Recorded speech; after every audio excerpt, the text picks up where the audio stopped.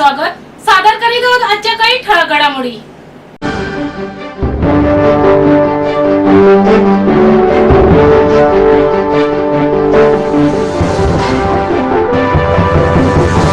Thane railway स्थानक परिसरात विरुद्ध दिशेने होणारी वाहतूक रोखण्यासाठी ठाणे वाहतूक पोलीस आणि ठाणे महापालिकेने टायर किलर बसवले आहेत.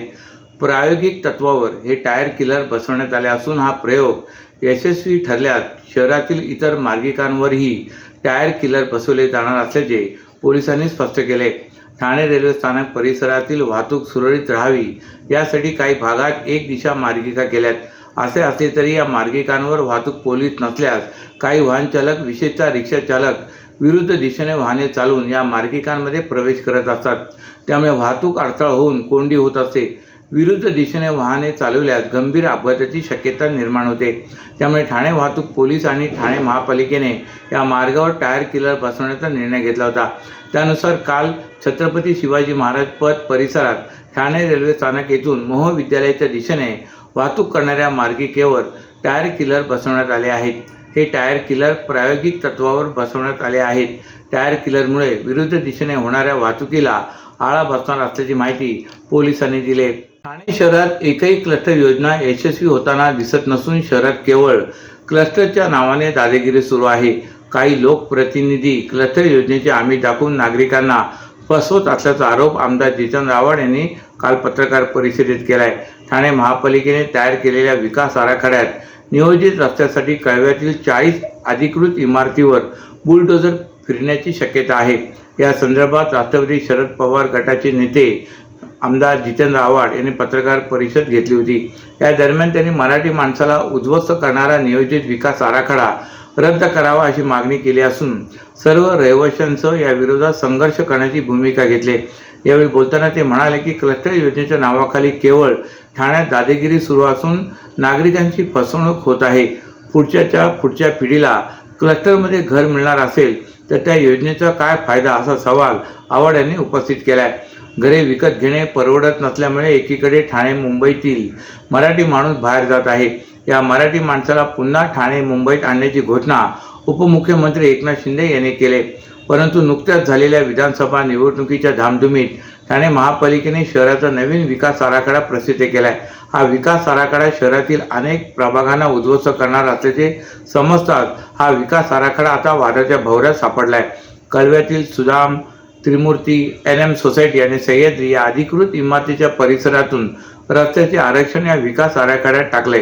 त्यामुळे या विकास आराखड्याला येथील नागरिकांनी तीव्र विरोध केलाय. गेली अनेक वर्षापासून या परिसरात मराठी माणूस अस्तित्व टिकून आहे. या सर्व सोसायटी अधिकृत असून मूठभर बिल्डरांसाठी कळवा उद्ध्वस्त करण्याचा डाव आखला जात असल्याचा आरोप यावेळी स्थानिक नागरिकांनी केलाय. तर नवीन विकास आराखडा बनवताना कोणत्याही प्रकारे अभ्यास करण्यात आलेला नाही.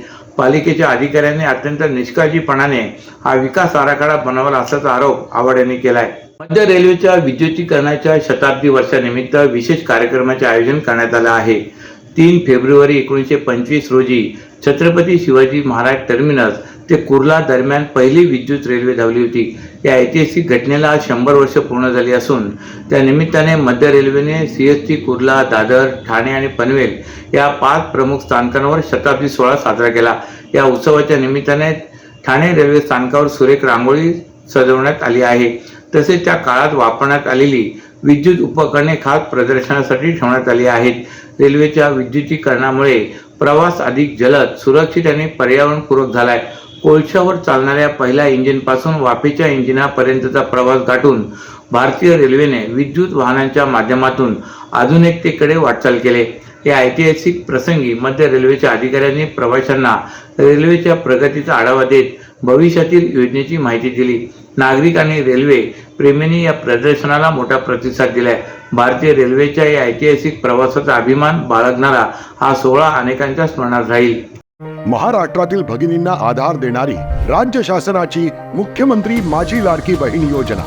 या योजनेअंतर्गत अल्प उत्पन्न गटातील 21 ते 65 वयोगटाच्या भगिनींना मिळणार दरमहा 1500 रुपयांची मदत. अर्ज करण्यासाठी 31 ऑगस्ट 2024 पर्यंत मुदतवाढ.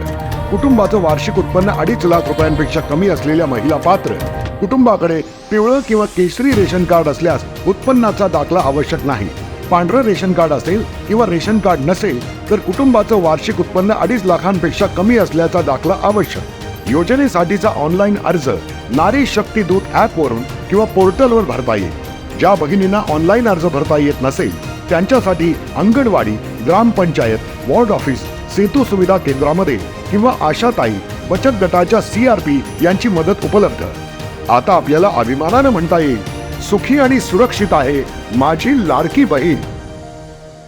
परराज्यातील भारतीय बनावटीच्या विदेशी मद्याची बेकायदा वाहतूक करणाऱ्या रईस शब्बीर शेख या कार चालकाला अटक केल्याची माहिती राज्य उत्पादन शुल्क विभागाने दिली आहे.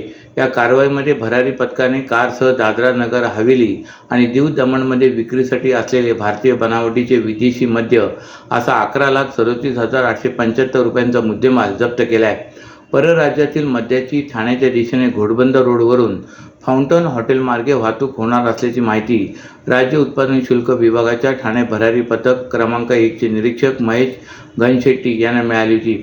याच माहितीच्या आधारे कोकण विभागीय उपायुक्त प्रदीप पवार, ठाण्याचे अधीक्षक प्रवीण तांबे यांच्या मार्गदर्शनाखाली धनशेट्टी यांच्यासह दुय्यम निरीक्षक NR Mahale, SR Misal, BG Thorat, सहाय्यक दुय्यम निरीक्षक RB खेमनर, RS पाटील आणि SS यादव आदीच्या पथकाने 31 जानेवारी रोजी दारूबंदी विरोधी गस्त घालत असताना सायंकाळी 7:45च्या सुमारास एका संशयित कार चालकाला थांबून तपासणी केली. या तपासणीत कारमध्ये दादरा नगर हवेलीमध्ये विक्रीसाठी असलेले भारतीय बनावटीचे विदेशी मद्य आढळले. या छाप्यात मद्याचे 39 बॉक्स जप्त करण्यात आले. या गुन्ह्यामध्ये पांढऱ्या रंगाच्या कारसह 11,37,000चा मुद्देमाल जप्त केला आहे. कार चालक शेख याला अटक केली असून निरीक्षक धनशेट्टी या प्रकरणी अधिक तपास करतायत. जाहीर झालेला केंद्रीय अर्थसंकल्प हा लक्ष्मीची पावले व सर्वसामान्यांच्या घरी घेऊन येणारा अर्थसंकल्प असल्याचे मत उपमुख्यमंत्री एकनाथ शिंदे यांनी व्यक्त केले. लक्ष्मी येती घरात तुझी दिवाळी दसरा अशी भावना आज प्रत्येक घराघरात निर्माण झाले असेल. कारण 12 लाखापर्यंतचे उत्पन्न आयकर मुक्त झाल्याने सर्वसामान्यांना मोठा दिलासा मिळाला आहे. त्यामुळे यंदाचा अर्थसंकल्पातून छप्पर फाडके मिळाल्याची भावना घरोघरी व्यक्त होत असावी असे मत शिंदे यांनी व्यक्त केले. समाजातील सर्व घटकांना न्याय देणारा हा अर्थसंकल्प असल्याचे मत त्यांनी अर्थसंकल्पावर प्रतिक्रिया देताना व्यक्त केले. केंद्रातल्या मोदी सरकारने आजपर्यंत देशात सादर करण्यात आलेल्या अर्थसंकल्पात कुणीही कधीही घेतला नाही असा न भूत न भविष्यती असा निर्णय आयकराच्या बाबतीत घेऊन देशातल्या करोडो मध्यमवर्गीयांना मोठा दिलासा दिला आहे. 12 लाखापर्यंतचे उत्पन्न करमुक्त करणे आणि स्टँडर्ड डिटेक्शन मर्यादा 75,000 रुपयापर्यंत वाढवणे या क्रांतिकारी घोषणेसह नव्या कर प्रणालीत मोठे बदल केल्यामुळे देशभरातल्या सर्वसामान्य मध्यमवर्गीय दुर्बल घटकांना फार मोठा दिलासा मिळाला अशी प्रतिक्रिया उपमुख्यमंत्री एकनाथ शिंदे यांनी व्यक्त केली. देशाचा 8वा अर्थसंकल्प सादर करताना केंद्रीय अर्थमंत्री निर्मला सीतारामन यांनी पंतप्रधान नरेंद्र मोदी यांच्या स्वप्नातला विकसित भारत साकार करण्यासाठी रोड मॅप सादर केला आहे. आयकरातील मोठ्या सवलतीमुळे देशातल्या मध्यमवर्गीय गरीब दुर्बल यांना मोठे बळ देऊन देशाच्या विकासामध्ये त्यांची महत्त्वाची भूमिका अधोरेखित केली आहे. महिला आणि शेतकरी यांच्याकडे विशेष लक्ष देताना कृत्रिम बुद्धिमत्तेसारख्या तंत्रज्ञानावर भर, रोजगार निर्मिती आणि आत्मनिर्भर भारताच्या दिशेने ठोस पाऊल या अर्थसंकल्पात टाकून समावेशक विकासावर भर दिला आहे असे उपमुख्यमंत्री यांनी सांगितले. केंद्रीय अर्थमंत्र्यांनी कालच्या अर्थसंकल्पीय भाषणात नव्या आयकर विधेयकाची घोषणा केली. यामुळे कराच्या संपूर्ण रचनेत सुलभता आणून सर्वसामान्य करदात्यांना योग्य तो न्याय मिळेल अशी अपेक्षाही उपमुख्यमंत्र्यांनी व्यक्त केली.